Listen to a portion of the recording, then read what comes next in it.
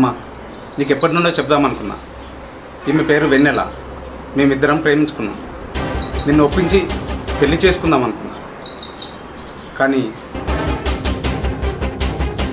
నువ్వేమో రజితని పెళ్లి చేసుకోమని పట్టుబట్టినావు. ప్రేమించిన అమ్మాయిని మోసం చేయలేక పెళ్లి చేసుకున్నా. మమ్మల్ని ఆశీర్వదించు.